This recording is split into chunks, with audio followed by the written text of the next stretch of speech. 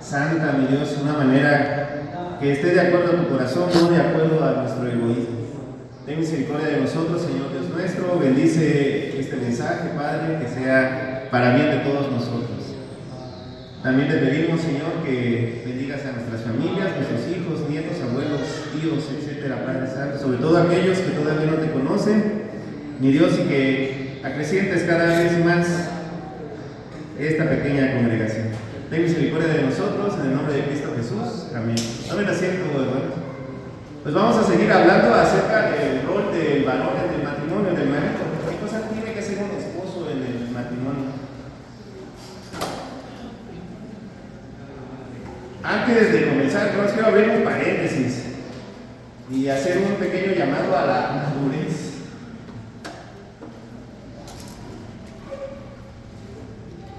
Pienso que la principal barrera que se pone cuando un mensaje se transmite tiene que ver precisamente con el que predica. Porque ustedes van a pensar, el hermano Oscar, nada de lo que está diciendo hace él. Entonces, como no lo hace él, no lo voy a hacer yo. O cómo se atreve a decir todas estas cosas si nada de lo que está diciendo lo hace. Hace algunos 2 o 3 meses les compartí un mensaje acerca de la madurez. Tenemos que dejar de ser infantiles, aunque el mundo se empeñe en que seamos niños eternos. Tenemos que aprender a ser maduros. Lo que yo les estoy compartiendo, igual cuando les decía yo que en el noviazgo cristiano no debe haber contacto físico, es un ideal, hermanos. Pero eso no le quita la sabiduría y no le quita absolutamente nada de lo que yo estoy compartiendo. Si a mí me tocó compartirlo y probablemente yo no sea un mejor ejemplo para pues, transmitir el mensaje o un ejemplo adecuado de esposo, no que eso sirva de pretexto para decir, como él no lo hace, yo tampoco lo voy a hacer. Eso se llama inmadurez, eso es buscar pretextos. Y pretextos va a haber muchos, hermanos. Y al igual que cuando yo les hablaba del noviazgo, pues hay muchos peros que se pueden poner para no hacer lo que Dios nos manda. Y por ejemplo, cuando alguien predica de santidad y tiene en su pasado, en su vida, algunos eventos que son muy tristes, y uno nada más se fija en eso, lo único que está demostrando es que es un inmaduro o una inmadura, y que todavía no somos personas adultas, no somos personas sensatas, que no podemos distinguir entre el mensaje y el mensajero. Predicar es algo muy complejo porque se expone uno, por ejemplo, yo ahora que estoy dando estos temas, a que me echen pedradas, pues, al decir yo todo lo que estoy diciendo y decir, pero tú no haces nada, tú no eres quien para decir todas estas cosas, porque tú eres el peor de los maridos que yo conozco. Tú eres un saco de egoísmo. Pero entonces, ¿quién tendría la autoridad moral para venir a predicar este tipo de temas? Nadie, hermanos, nadie tiene esa autoridad. Porque si ustedes se fijan solo en lo que hago yo, en lo que hace el pastor, en lo que hace mi esposa, en lo que hace Marta, en lo que hace Mari, en lo que hace Carlos, pues ¿qué clase de iglesia seríamos? ¿Qué clase de personas inmaduras, sumamente egoístas seríamos si nos fijamos solo en las personas? Tenemos que poner nuestros ojos en la palabra de Dios. Y el mensaje es independiente del mensajero. Porque si fuera por mí, hermanos, posiblemente mi vida se hubiera arruinado completamente si Dios no me hubiera rescatado. Y recuerden igual que lo que juzgan, también ustedes son juzgados. Y deben ustedes ejercer la gracia hacia mí de tal manera que lo que yo diga lo tomen ustedes desde el punto de vista de que es palabra de Dios y que es una enseñanza que Dios hace. No es mi enseñanza, yo siempre les he tratado de decir, no es lo que yo pienso, sino es lo que viene en la Biblia. Y si el corazón infantil y aniñado de nosotros nos hace ver otras cosas, pues es momento de abandonar esa actitud, porque ni yo lo hago por gusto, Pablo, si yo no predico, pues qué cosa sería yo, pues, porque estos temas no me vienen a la cabeza de la nada. Pienso que Dios los ha puesto en mi corazón para compartirlos con ustedes. Igual lo mismo sucede con nuestro pastor. Entonces, el primer receptor del mensaje soy yo. Todos los que predicamos somos los primeros que recibimos el mensaje, porque yo les decía, ¿de dónde saca un predicador lo que va a decir, lo que va a compartir? Solamente hay dos fuentes de eso, hermanos. Cuando vimos el taller, que empezó bien y terminó mal, ¿por qué? Porque todo el mundo fue abandonando el taller y al final de cuentas terminamos siendo los mismos de siempre. Fueron 9 temas, 9 quincenas y la verdad, pues lamento decirles esto, pues se abrió la invitación a todo el mundo y terminamos siendo exactamente los mismos que hacemos siempre en casi todas las actividades dentro de la congregación. Entonces, da a entender pues que no hay, pero el resto de los miembros de la congregación, ese sentimiento de tratar de llevar más adelante la fe que tenemos, porque una fe muerta no es fe, y una fe que no sirve, que no se dedica hacia los demás, tampoco es fe. Y esto es algo triste, pues, que tengo que mencionar. O sea, el taller terminó dándose a aquellos que de una forma u otra ya lo hacen, cuando el objetivo era que más aprendieran a hacerlo. Pero Dios así lo dispuso y también damos gloria a Dios por esto. Pero durante ese taller yo mencioné que las dos principales fuentes de las que viene, por ejemplo, un tema que un predicador da es por su experiencia personal y la otra por las necesidades que ve en la iglesia. Entonces de ahí es de donde salió este tema. ¿Por qué? Por mi experiencia personal y porque he notado la carencia absoluta de enseñanza acerca del noviazgo, acerca del matrimonio y después de la crianza de los hijos y del trato de los papás ya una vez que uno se ha casado. Y esto es, pienso, el principal talón de Aquiles que tenemos en nuestra congregación. Ausencia de consejo, ausencia de guianza en las cuestiones matrimoniales, en las cuestiones de crianza de los hijos, de las relaciones interpersonales. Y por eso es que este tema se puso en mi corazón, no para que me vean a mí como modelo, hermanos, yo no soy modelo de nadie, o de nada prácticamente. Yo soy una persona muy egoísta, soy una persona que tiene muchos defectos, muchas cosas que no valen la pena imitar, pero no me deben limitar a mí. Ustedes tienen que ser imitadores de nuestro Señor Jesús. Y esto es igual para cualquier predicador, para cualquiera, hermanos. Todos tenemos peros en nuestras vidas, todos tenemos cola, pequeña, larga, visible, invisible. Y en lo personal yo he tratado de ser lo suficientemente transparente para con ustedes, que todos ustedes me conozcan, pues. Yo no les he ocultado nada, todos se los he dicho. Que a lo mejor no recuerdan algunas cosas que les he dicho, pues eso ya es cuestión de ustedes, pero creo que he sido lo suficientemente transparente como para que ustedes sepan que el primero al que le lleven las pedradas a decir todo eso es a mí, hermanos. Y no es porque yo sea pedante, hermanos, yo procuro no ser pedante. Por eso les pido perdón. Desde que yo empecé esta serie de temas les he pedido perdón. ¿Por qué? Porque yo sé que muchos todavía son niños y todo esto lo interpretan como si fuera una agresión. Esto no es una agresión, hermanos. Esto lo único que saca a colación es que nuestras vidas han estado tan mal que pensamos que lo que está predicando lo está diciendo mal o con una intención de lastimar o herir. Y no es esa, mi intención es de cuidar, hermanos. De que escuchando los mensajes vendemos nuestras heriditas, nuestras patitas y podamos seguir adelante para que vayamos cambiando lo que está mal. Cuando yo les hablaba del noviazgo, les decía yo, la mayoría de nosotros ya pasamos esa etapa y hay que revisar ¿Hubo contacto físico durante nuestros noviazgos? Probablemente sí. Y ese es el origen de muchos problemas que tenemos en el matrimonio. De inseguridades.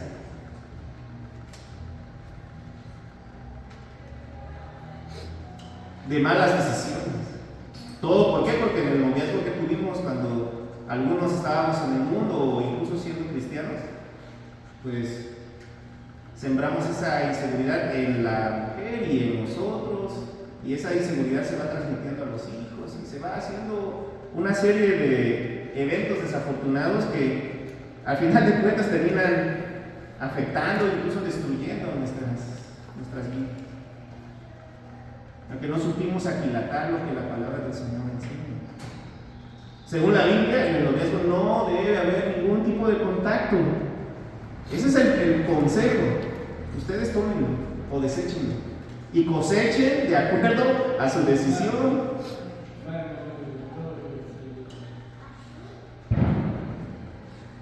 Es así de simple. Al igual que cuando recomendamos muchas cosas, no es porque uno lo haya hecho bien. Lo más probable es precisamente que uno predica lo que uno hizo mal, hermano. En lo que uno se equivocó. Entonces, ya creo que tomé mucho tiempo para disculparme y decirles que por favor no me tomen a mal esto. Yo no soy el ejemplo de marido, como dice la canción. No, yo no soy el hombre perfecto, hermanos. Yo soy el hombre más imperfecto, más egoísta. No soy un evangelio abierto, no soy una carta de recomendación. Y he estado trabajando en esto para que precisamente mi vida vaya cada vez más siendo congruente con lo que yo digo, con lo que yo hago, con lo que yo siento. Y eso es lo que debemos hacer todos. Ninguno de nosotros, fíjense, cada uno de nosotros tenemos algo de lo que pueden hablar mal de nosotros. Entonces, en realidad, aquí todos estamos en un proceso de sanación, de curación. O sea, eso se llama santificación. Entonces, vamos a seguir con esto. La vez pasada habíamos empezado hablando de que el varón es el que tiene la responsabilidad, es el que lleva el liderazgo en la casa, esa es su responsabilidad, es el que debe dar el primer paso en todo. Sin embargo, de dar el primer paso en todo, destacaba algo: la humillación. El varón debe ser el primero en humillarse, porque el liderazgo o una jefatura cristiana, por decirlo de alguna manera, tiene que ver con el servicio. Y acá probablemente es donde me podrán decir: servicio. ¿Cuándo has venido a recoger una lámina? ¿Cuándo has venido a dar un martillazo acá? ¿Cuándo has venido a recoger el cemento? Hermanos, esto no es para que ustedes vean si yo no hago trabajo. Muchos de ustedes considerarán que mi trabajo no sirve para nada porque mi trabajo no es físico.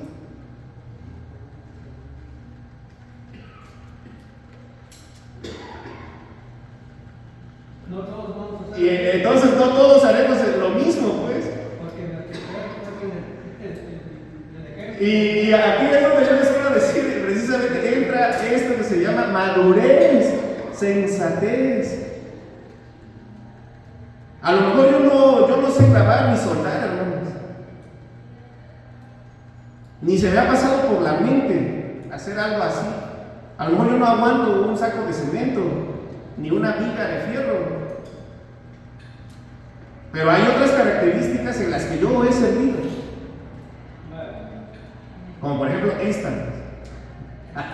Entonces, la cuestión acá es que los servicios son de acuerdo a nuestras capacidades.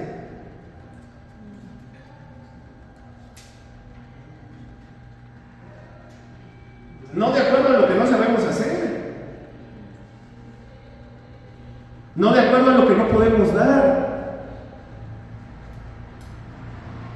Y esto se los vuelvo a recalcar. Porque mucha gente piensa que trabajar es partirse el lomo, hermanos. Hasta que la piel se ponga negra, ¿no? Esa es una forma de trabajar.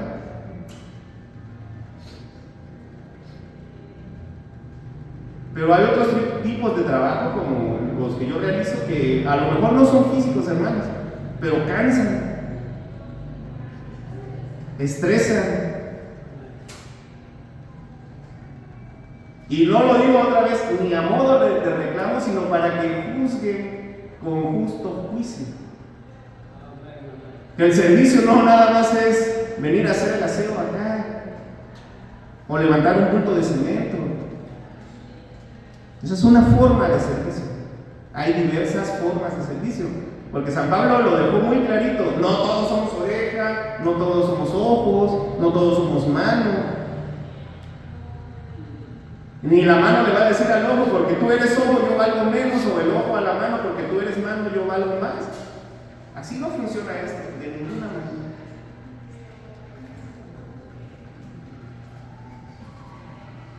Entonces el varón tiene que servir. Y al prójimo al que más debe servir es a su mujer, a su esposa. Y habíamos analizado Filipenses 2, del verso 1 hasta el 5. Y ahí hablamos acerca de la humildad como pilar. La humildad se basa en la actitud que tomó nuestro Señor Jesucristo, quien siendo Dios no estimó como cosa suficientemente grande el ser igual a Dios y se humilló. Y los varones debemos tomar esta misma actitud. No porque la Biblia dice que nosotros somos el líder, somos la cabeza de la mujer, debemos sentir orgullo, todo lo contrario. Tenemos que imitar a Cristo en nuestras vidas. Y esa imitación de Cristo debe hacer que nosotros nos humillemos delante de nuestra mujer. Que nosotros seamos el siervo de nuestras esposas. Y esto es lo que dice la Biblia. Y en el mundo, si ustedes comparten esta enseñanza, van a encontrar una serie de cosas o de enseñanzas que son lo opuesto a lo que les estoy diciendo. En el mundo, ¿qué se enseña? A la mujer y todo el amor y todo el dinero. Pero si un hombre, de acuerdo a lo que enseña la Biblia, tiene que humillarse delante de su mujer, ¿qué quiere decir eso, hermanos? Extendiéndolo a todas las áreas de la vida de un matrimonio. Que a la mujer es todo el amor y todo el dinero. Si en el mundo les han enseñado algo diferente, vayan olvidando eso, porque precisamente esa forma de pensar es la que ha estado destruyendo, socavando su matrimonio. Y es el varón el que debe poner el ejemplo. Ahora vamos a Primera de Pedro, capítulo 5, para darle continuidad a esto. Entonces, la humildad es el pilar del servicio, es el pilar del liderazgo masculino. Y esa humildad la aprendemos del más masculino de todos los varones que aparecen en la Biblia, que es nuestro Señor Jesucristo. El más masculino es Cristo Jesús, no Sansón, no David. Hemos llegado a la conclusión de que los Sansones son los Brianes actuales. Y eso no es ser un hombre, eso es ser un machito. Y eso no es lo que Dios quiere para nosotros. El verdadero hombre, el hombre viril, es Cristo. Y ese es nuestro máximo anhelo de llegar a ser como Él. Los varones tenemos que tratar de ser como Jesús era. Entonces, en el capítulo 5, verso 3, bueno, desde el 2, vamos a leerlo. Apacentar la grey de Dios que está entre vosotros, cuidando de ella, no por fuerza. El varón debe cuidar de su mujer en todos los aspectos.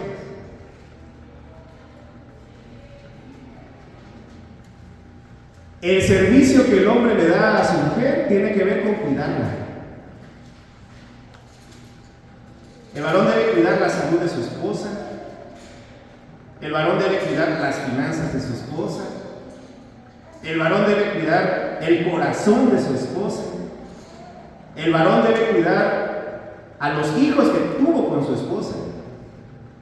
Es el cuidador, es el pastor de su esposa. ¿Quién es el pastor de pastores? Cristo Jesús. ¿Y qué dice él en el Evangelio de San Juan cuando él dice: yo soy el pastor y las ovejas oyen mi voz? Después de un hermoso discurso, él termina diciendo: mi vida doy por mis ovejas. Entonces el marido, ¿qué debe decir? Mi vida doy por mi mujer y mi vida daré por mis hijos. ¿Y qué más dice ahí el Señor en esa parte del Evangelio? Mi vida no me la quita nadie, yo de mí mismo la pongo, de mi propia voluntad la pongo por él. Y el esposo debe decir exactamente lo mismo. El esposo tiene que vivir con su mujer teniendo en cuenta estas palabras del Señor, que nosotros fuimos creados para dar nuestra vida por ella y por nuestros hijos. Y a veces, les vuelvo a repetir, este concepto, esta idea de sacrificio hasta la vida, no lo hemos entendido. Y tenemos que irlo acrecentando, haciéndolo más fuerte, más grande, de tal manera que esa entrega por nuestra mujer sea plena, completa, como Jesús se entregó por nosotros. Así como el Señor dio su vida por su novia, que es la iglesia, también nosotros debemos dar nuestra vida por nuestra novia, que es nuestra esposa, hasta la muerte. La función del varón es cuidar hasta la muerte a su esposa y a sus hijos. Y solo a su esposa, porque la esposa, y esto también yo quiero que lo escriban, es más importante que los hijos. Esto a lo mejor se escuchará un poquito extraño, pero se tiene que tomar en cuenta, pues, porque los hijos son pasajeros, hermanos. Los hijos van a llegar un momento que se van a ir de la casa y van a formar su propia casa, su propia familia, y van a separarse de los padres. Por eso, al final de cuentas, la persona a la que más te debes, a la que más debes entregarte, es tu mujer. Y mientras los hijos son pequeños, hay que cuidarlos de la misma forma, de una manera sacrificial, de una manera en que las prioridades de ellas sean tus prioridades. Y esto me lleva a otro consejo. Cuando un varón se casa, los amigos quedan en último lugar.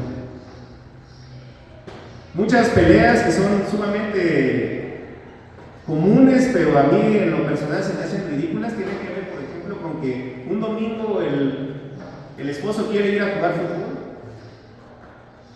y la esposa quiere quedarse en casa para hacer algunas cosas que son necesarias. ¿Qué debe hacer un varón cristiano? Como es la cabeza del hogar, irse a jugar fútbol, ¿no? Pues no, hermanos. Esa es una interpretación falsa, infantil y egoísta de la palabra de Dios. El varón tiene que humillarse delante de su esposa y decir: no, pues tú quieres que yo me quede aquí para hacer alguna cosa que a lo mejor yo no quiero hacer, pero porque yo te amo a ti, porque yo me sacrifico por ti, yo me voy a quedar a ayudarte a hacer lo que tú quieres que yo haga. ¿En qué lugar quedan los amigos o los primos o los parientes en una relación matrimonial? En el último, hermanos, en el último lugar. El hombre tiene que aprender a darle a su esposa el lugar más alto en su vida, en sus prioridades, en su dinero, en sus proyectos. Y esta es la forma bíblica en que se lleva un matrimonio. Vamos a seguir leyendo lo que dice aquí San Pedro. Dice: no por fuerza. Fíjense bien ustedes acá, algo que está llamativo aquí, es muy evidente lo que dice: no por fuerza. La fuerza del varón no es para imponerse sobre su mujer, sino para servir a su mujer. La fuerza del varón es para que con su trabajo, con el trabajo, la potencia que Dios nos dio físicamente, nosotros llevemos al lugar el sustento y el cuidado que necesita la mujer. La mujer es más débil físicamente y la mujer está expuesta a muchos más peligros que los varones. Yo ahorita le decía a mi hija, oye papi, ¿qué le pasa a un pajarito? Me preguntaba ella, cuando no aprende a volar. Pues le digo, se lo comen los gatos. O va a llegar un gavilán que se lo va a comer. Entonces me dijo, ¿por qué? Pues porque cada uno de nosotros fuimos creados con un propósito. Y yo le decía a ella, el propósito de los pajaritos es volar, por eso los pajaritos que no vuelan se caen. Y llega el gato y se los come. Y entonces dice, ¿cuál es el propósito de los seres humanos? Yo les dije, desarrollar la inteligencia. Porque lo que hace diferente al ser humano de los animales es nuestra inteligencia, nuestra capacidad de entrar en contacto con Dios y de aprender los consejos de Dios. Y para eso hemos nacido, para eso fuimos creados, para ser imagen y semejanza de Dios. Entonces el varón, el esposo que no sirve, es como el pajarito que no aprende a volar. No está cumpliendo con el propósito con el que fue creado. Y yo le decía a mi hijita en esta plática, ¿no? Le decía yo, ¿has visto alguna vez un documental de las manadas de lobos? ¿Cómo funciona una manada de lobos o una manada de chavos, una manada de leones? ¿Quiénes van al centro? Les digo. Le pregunté yo a mi hija. Pues me dijo, pues no sé. En el centro les dije van los enfermos, las crías y las hembras. Y alrededor, ¿quiénes van? Los machos.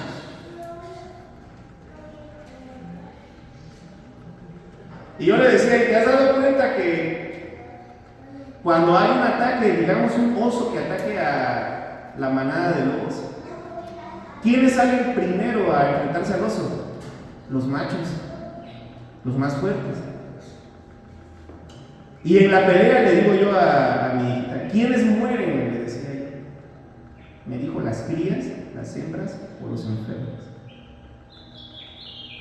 Si en la naturaleza es así, ¿por qué nosotros tenemos tan alterada nuestra realidad, hermanos? La noción de nuestra realidad está bien alterada, como dijeran los jóvenes ahora. Cuando el oso va a atacar a la manada de lobos, no va a ir a atacar a los machos, va a ir a atacar a la cría, va a ir a atacar a la loba que está preñada, incluso la que tiene 8 lobitos en la panza, es la primera la que va a ir a atacar. ¿Por qué? Porque una loba preñada no es fuerte ni rápida, es torpe, está gorda. A esa es la que se va a comer. ¿A quién más va a comer el oso? A los lobeznos. Se dice lobezno, no lobito. A los lobeznos es a los que se va a comer. Y si él puede agarrar 1 o 2 lobitos, vamos a usar esta palabra, se los va a llevar y va a salir corriendo. ¿Por qué? Porque son los más débiles. Nunca se ataca, hermanos, lo más fuerte, se ataca lo más débil. Esto es algo de lógica, ¿no? O sea, si tú vas contra un grandolón, le vas a pegar en el pecho, no, le vas a buscar las partes débiles, las partes donde lo puedas doblar, ¿ves? ¿Cómo hacen los boxeadores en una pelea de box? Gancho al hígado, hermanos. A mí aborrezco el box, pero a mi papá le gustaba. Yo sé que el gancho al hígado es el ablandador de los boxeadores. O sea, si tienes un boxeador chiquitín con uno más grande, ¿a dónde le va a pegar el boxeador chiquitín? Le va a ir ahí un jab, un gancho a la cara. No, eso sería ridículo. ¿Qué hace el boxeador pequeño? Pegarle en el hígado para que se le inflame aquí y el otro vaya perdiendo el aire. Y si puede sacarle el aire, le va a pegar aquí en el plexo solar. Esto es A más B es igual a C, pues así funciona el mundo y nosotros deberíamos funcionar de esa manera porque esto es lo natural. Entonces, el macho de las manadas de animales que no piensan, hermanos, que los animales no piensan, aunque ustedes crean que piensan, no piensan, hermanos. Yo creo que no, esta es una verdad de perogrullo, pues es evidente. Pero si ellos por el instinto que Dios les puso actúan de esta manera, ¿por qué el hombre no se comporta así? Pues por una serie de factores que no vienen al caso, pero nuestra manera de actuar como varones, como hombres, debe ser así. Proteger a la mamá, proteger al enfermo, proteger al niño pequeño. De tal manera que si en la manada los machos son los que ponen su vida por defender a las crías y a los enfermos y a los chiquitos, ¿por qué nosotros no ponemos nuestra vida por nuestra mujer? Es algo en lo que debemos reflexionar. Que la vida humana debe ser así y la fuerza que el varón tiene, que el hombre tiene, debe ser para proteger al débil. En ninguna parte de la Biblia la mujer aparece como fuerte. La mujer siempre es sujeta de protección y de cuidados, porque eso es lo que es. En alguna ocasión les decía yo, la tenista número 1 del mundo no se puede comparar con el tenista número 80 o 100 más o menos. ¿Por qué? Porque es físicamente más débil. El tenista varón es mejor que la tenista mujer. Y así en cualquier deporte, la mujer es más débil. Aunque sea una mujer de 1,90, siempre va a haber un varón de 2,20 m, pues. Esto es algo ridículo, o inclusive un hombre de 1,70 es más fuerte que una mujer que mida 1,80. Esto es natural, hermanos.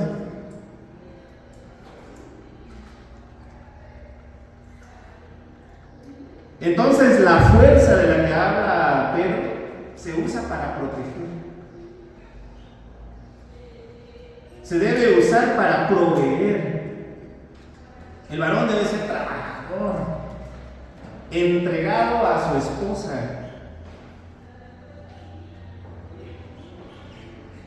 Vamos a repetirlo: apacentar la grey de Dios que está entre vosotros, cuidando de ella, no por fuerza, sino voluntariamente. Y esta entrega debe ser voluntaria, como Jesús voluntariamente se entregó por nosotros. No por ganancias deshonestas, sino con ánimo pronto, no esperando nada. Y esta es algo que el varón que se acaba de casar debe saber, que lo que él haga por su esposa es sin esperar nada a cambio.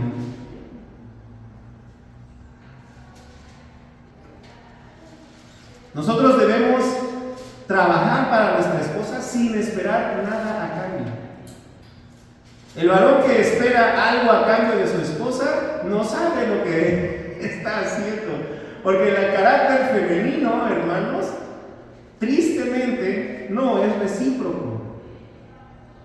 Y el hombre debe saberlo, así como Dios sabe que la iglesia es recíproca con él. ¿Somos recíprocos como para pagarle al Señor como Él nos ha pagado? No. Pero aún a pesar de eso, Él se entregó por nosotros. ¿Valíamos nosotros la pena como para que Jesús diera su vida por nosotros? No. Y esa es la misma actitud que debe tener el marido.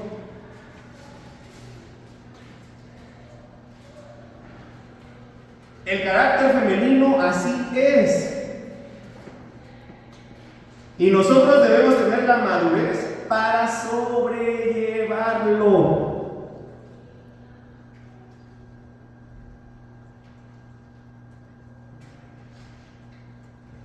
Yo no voy a cambiar, o no debemos cambiar nuestra actitud, aunque la señora, la mujer, no lo tome en cuenta. Nosotros tenemos que seguir adelante, porque este es un trabajo de equipo, y habitualmente el hombre y la mujer, cuando empiezan una vida juntos, son inmaduros los dos.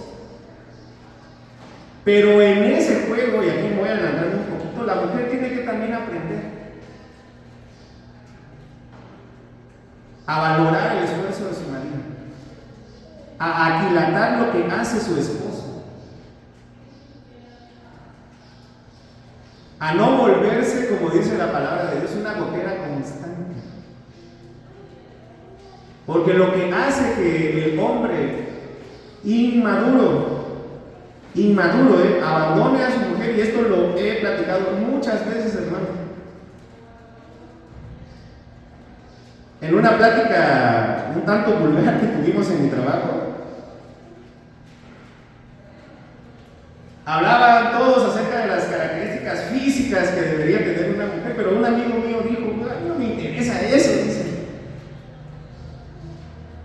A mí lo que más me interesa es tener paz en mi casa. Y al final de todo, todos los que estábamos ahí, terminamos dándole la razón al que dijo eso. Lo dijo con palabras soeces, que no importaba, dice, a mí, dice, no me interesa que esté muy bonita. Lo que yo quiero es que cuando llegue yo a casa,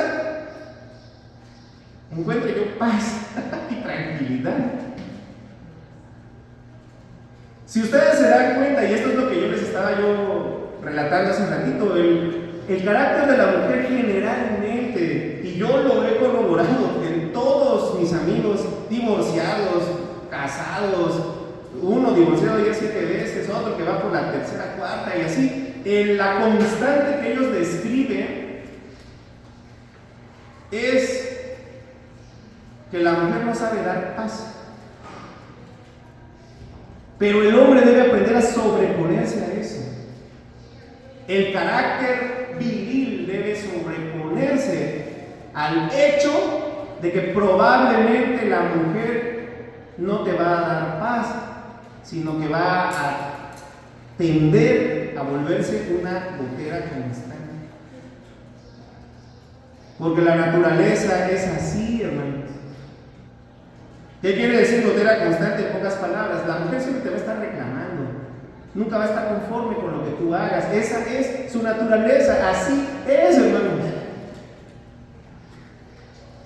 Y el hombre, ¿qué va a hacer? La voy a dejar porque todo el tiempo está enojada conmigo, todo el tiempo está... Nunca nada de lo que hago le parece bien.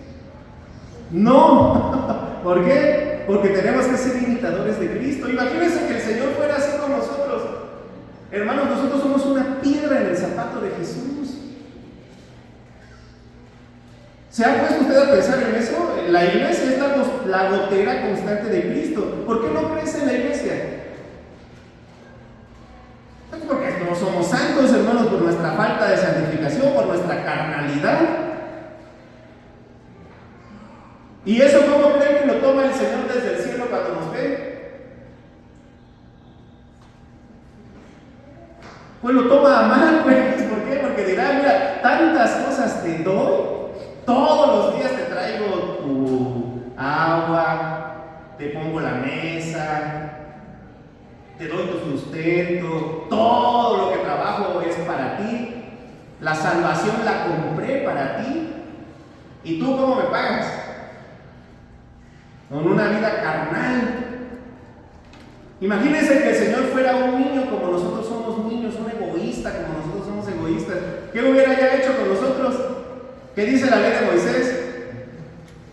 Nos hubiera dado carta de divorcio. ¿Pero por qué no lo hace? Porque Él es un hombre de verdad. Él asumió un compromiso con nosotros de darnos vida, de darnos la eternidad, de regalarnos los tesoros del cielo y nunca nos va a abandonar a pesar de que nosotros seamos gotera constante. El varón tiene que aprender esto. La mujer tiene la tendencia a que nada le gusta y en eso, hermanos, prueba la mujer el carácter de su hombre. Vamos a usar esta palabra tan cubana. La mujer se da cuenta que el varón vale la pena si es capaz de aguantarle sus goteadas constantes. La mujer sabe que se casó con un hombre si ese hombre le aguanta lo que ella le está haciendo. La mujer prueba la masculinidad de su esposo a través de berrinches. Ni cuenta se dan, pero así es. Y cuando la mujer se da cuenta que el hombre no responde a los berrinches, no le reclama por los berrinches, dice, escogí a un buen hombre. Hasta incluso eso es parte del plan de Dios para un matrimonio. Porque el varón a través de la piedrita o de la piedrota que trae el zapato va haciéndose más fuerte, va adquiriendo más sabiduría. Porque ahí es donde el varón dice, o aprende la regla de oro de la conducta humana. Se da cuenta que la mujer, en lugar de estar agradecida con Dios por lo trabajador que es Él, le reclama por alguna niñería, porque generalmente son niñerías, no siempre. Vamos a llegar a un momento en esta serie de pláticas donde les voy a decir cómo aprender a clasificar los problemas que surgen en el matrimonio. En el matrimonio hay problemas importantes y problemas que no son importantes. O sea, problemas de verdad y niñerías, pues vamos a ponerle ese nombre. Entonces, el carácter de la mujer es como el carácter de la iglesia. Y el carácter del varón, del hombre de verdad, del cristiano de verdad, de aquel que es pastor de verdad de su esposa y de sus hijos, tiene que ser aguantar. Así como Cristo aguanta nuestros berrinches, porque cada vez que usted fornica, que usted roba, que usted comete algún pecado, es como un berrinche. Es como decirle a Dios: no me importa lo que has estado haciendo. Y muchas veces, repito, esta es la actitud que tienen muchas mujeres que todavía están en proceso de maduración. Y se debe ir cambiando también esta actitud. Porque en el mundo, hermanos, y esto ya para ir finalizando, la principal causa o pretexto, porque en realidad es un pretexto, que usa el varón para separarse de su mujer, es que no le da paz. Sale a trabajar y cuando llega a casa, a reclamarle por lo que sea. Hasta hay chistes de esto, pero ¿por qué? Porque es una observación que se hace. Entonces el varón maduro, ¿qué va a decir? Me voy a buscar otra. Que esto es lo que hace la mayoría de los Brianes. Por eso a las muchachas les digo: busquen un Brian y van a ver que, como la naturaleza humana las va a llevar a hacerse goteras constantes, las van a abandonar. Porque la principal causa es esto: que la mujer no reconoce a su marido, no reconoce el esfuerzo que hace, sea chiquito o grande, para ella no basta. Y es una actitud de inmadurez. Y también se encuentra con la inmadurez del varón, que dice: no, pues esta no sirve. Y el varón no debe actuar así. Tiene voluntariamente que humillarse ante ella, para que la actitud del varón mueva el corazón de la mujer. La mujer es más sensible que nosotros. Y cuando la mujer, les repito, ve que el varón apechuga, vamos a usar esta palabra, todas, por decirlo de alguna manera, todas sus faltas de atención, se da cuenta al final de algunos años o meses de que ese hombre vale la pena. Y eso, al final de cuentas, hace más fuerte la unión entre ellos. Todo tiene una visión de Dios, inclusive el típico carácter femenino. ¿Cuál es el típico carácter femenino? Que la mujer no está contenta con nada. Eso es todo. Y el hombre debe saber asumir esto y tiene que casarse con la idea de que él va a aguantar. Así como Cristo aguanta nuestras transgresiones, debemos aguantar el carácter de nuestra mujer. Por eso no se vale decir: voy a dejarla porque no tengo paz en mi casa. Eso es un pretexto. Entonces, ya para finalizar, ¿no? Hemos visto dos características muy importantes que debe tener el varón como servidor de su mujer. Primero, que debe cuidarla hasta la muerte. Y segundo, que debe aprender a soportarla. Cuidarla como Cristo nos cuida todos los días. Y soportarla como Cristo nos soporta todos los días. Dios los bendiga, hermanos.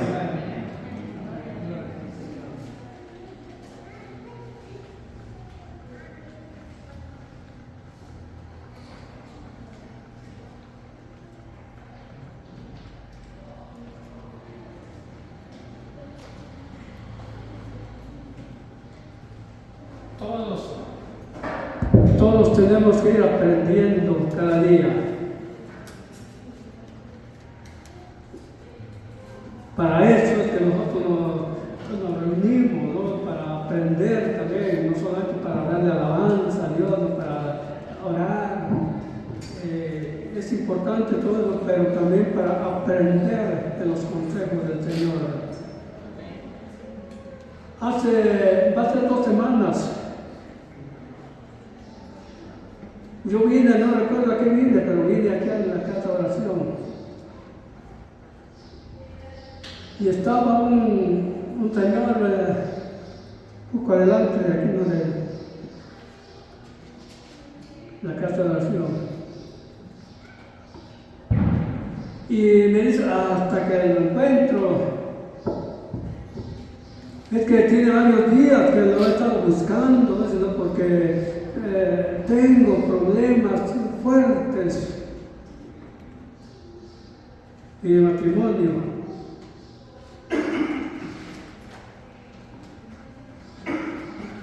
Y ya platicamos,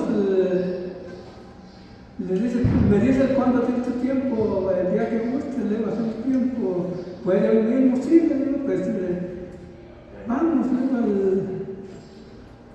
nos centramos, estuvimos en el atrio platicando.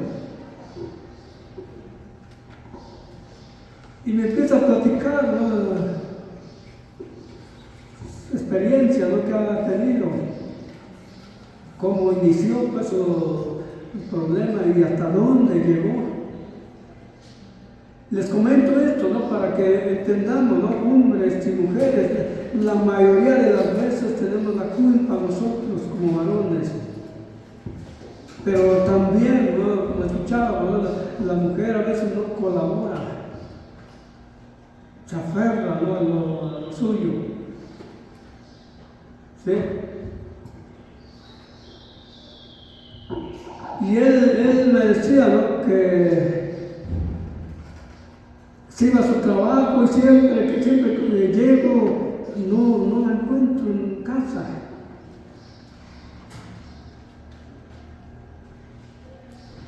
Se va, dice, no, con mi hija. Y yo llego cansado. Yo quiero que me atienda. Por ahí comenzaron los problemas y yo le empecé a decir, dice, no me hizo caso. Ahí está la falta de respeto, ¿no? De la mujer hacia su marido, como el Señor lo dice, ¿no? En Efesios, el capítulo 5. Que el varón dice, ame a su mujer. Y la mujer respete a su marido. Y ahí a veces, hermano, la mujer falla, ¿no? No respetó, ella siguió igual, dice, no, pues al rato me cansó y ahora estoy arrepentido, dice, no, porque actué mal, no, la corrí. No quieres hacer lo que yo te digo, pues lárgate. Y se fue, y ahora estoy arrepentido porque ya me di cuenta que actué mal, me fui a los extremos, ¿sí? Pero hermanos, es que no hay necesidad de eso, ¿no? Cuando nosotros, ¿no? como esposos, nos sujetamos, aprendemos de la palabra del Señor, y cuando la esposa aprende de los consejos del Señor. Entonces, la palabra de Dios es para todos, para cada uno de nosotros. Nos hace reflexionar, ver qué clase de esposo soy yo como varón, cómo he tratado a mi esposa, igual la esposa. Entonces el aprendizaje, hermanos, es para todos, para cada uno de nosotros. Quizás hay algún varón que no necesita aprender más porque es un esposo excelente. Quizás haya una esposa también, ¿no? Que no necesita aprender, es una esposa excelente, gloria al Señor por ella. Pero la verdad, eso es difícil, ¿no? Encontrar. Entonces, hermanos, anhelemos aprender, y no solamente aprender, porque hermanos, miren, hemos aprendido, yo he aprendido mucho de la palabra del Señor. Pero lo hago, lo practico, Allí estamos mal, a veces practicamos las cosas a medias y a veces ni a medias y a veces no hacemos nada.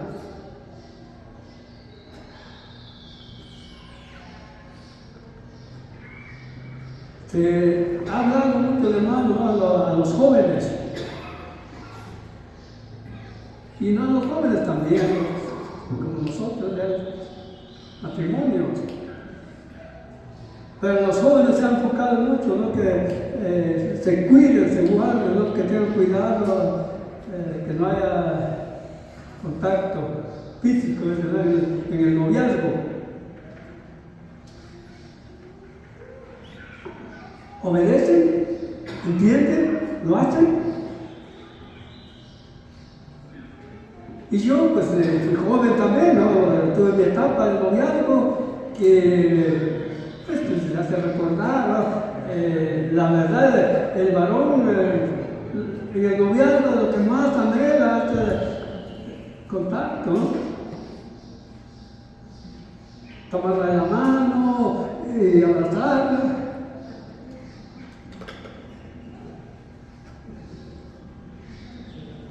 Muchas veces no se hace. Y se puede. Yo les he comentado mi experiencia a veces de noviazgo, porque mi esposa fue así, casi que así como nos predica, ¿no? Cuando ya estaba pedida, cuando ya estaba cerca, ¿no? De llegar al matrimonio, cambió, ¿no? Un poco. Pero ella fue muy reservada, ¿no? En una sola ocasión, me acuerdo de mis suegros, le dio un permiso, ¿no? Le dio un permiso a ella, ¿no? Que fuera conmigo al cine. Y se terminaba como a las 11, creo, de la noche, 10:30 más temprano. Salimos y me acuerdo, yo hice mi luchita, antes de pararla por el oscurito.